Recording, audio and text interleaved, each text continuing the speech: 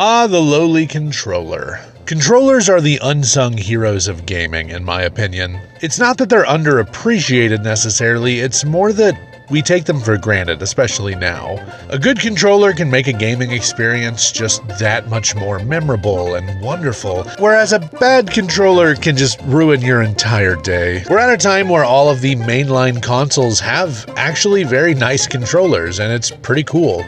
The one dilemma you have with controllers is one that we've always had, and that is that controllers are pretty pricey. We thought they were pricey back in the day, but my God, are they expensive now. With couch co-op kind of fading for most of the consoles, a lot of people only need maybe 1 or 2 controllers, so we don't have the issue that we used to have where people would just be getting third-party controllers all the time. You see, if you're a certain age, the word third-party controller does 2 things. It makes you think of the word Mad Catz, and it sends a shiver down your spine.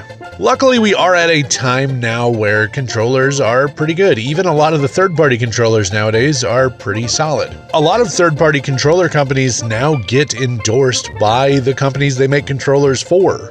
PDP and PowerA make controllers with Nintendo characters on them. It's pretty cool, actually. With the Switch, you really do have a few different controller options, and I think that's kind of cool. If you're playing a lot of handheld mode, I really like the Hori split pad.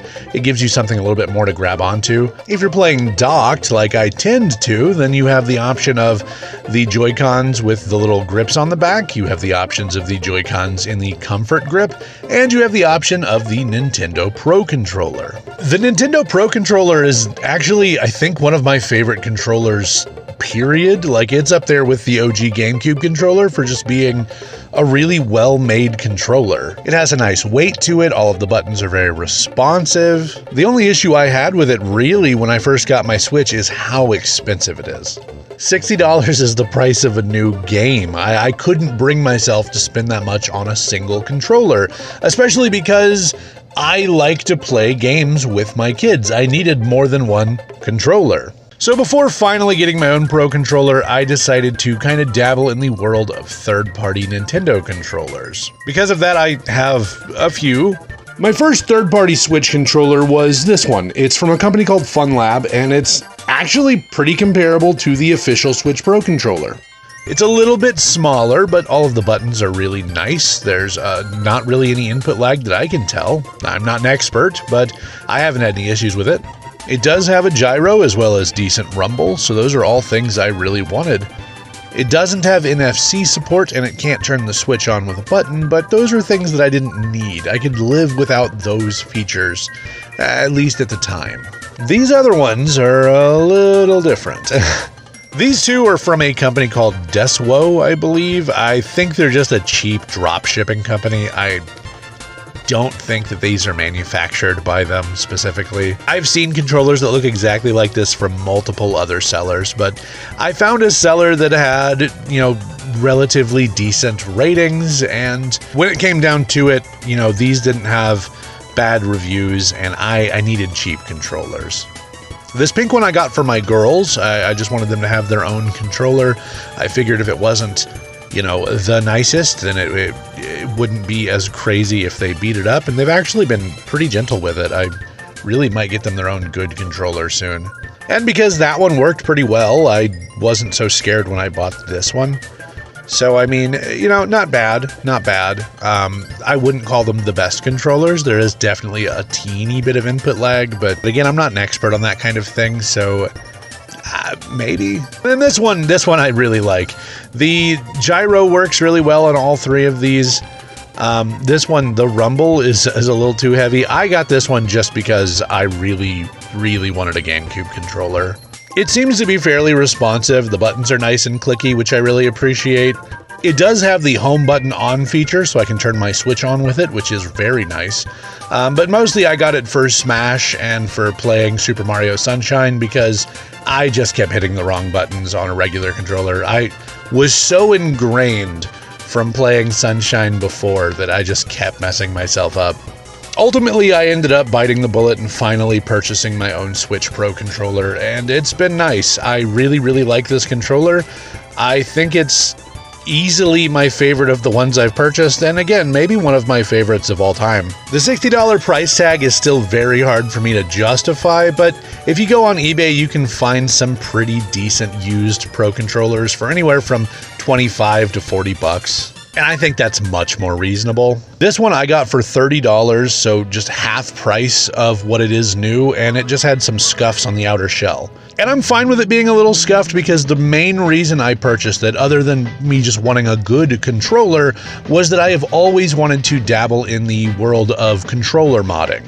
I'm not trying to add anything crazy to it, I just really always liked watching people mod their controllers just from the looks aspect, just the aesthetics of the controller, you know? I wanted my controller to be, you know, a little bit more custom. I wanted it to be kind of an idea of who I am, you know? I want it to reflect me a little bit, if that makes any sense. I love the Switch Pro controller, but the fact that controllers now just don't have the color options and stuff they used to. I grew up in the late 90s and the early 2000s. Like, I was there for the just craze of N64 controllers, you know? Well, while doing research, I found this company called ExtremeRate. ExtremeRate makes shells for not only the Switch Pro controller, but also for the Joy-Cons, the Switch itself, the dock. They also make shells for the PS4, the PS5, the Xbox One, the Series X, like all of the main controllers, as well as the Game Boy, Game Boy Color, and the Game Boy Advance. Like, they make a number of really cool shells to customize your gaming accessories, and I think that's really cool. So I browsed their website for a while, and I decided to give my Switch Pro controller a nice see-through green shell, you know, something reminiscent of the N64 controllers from back in the day. Along that same vein, I decided to go with the Super Famicom-inspired colors for the buttons. I don't know why, I've just always really liked the color-coded buttons from the Super Famicom. A lot of the third-party SNES controllers had that because, I mean, that was our Super Famicom. And I've just always really liked those button colors. I think those are really nice. When you purchase from ExtremeRate, you will get a little package with whatever you get that comes with 2 little screwdrivers and a number of extra screws.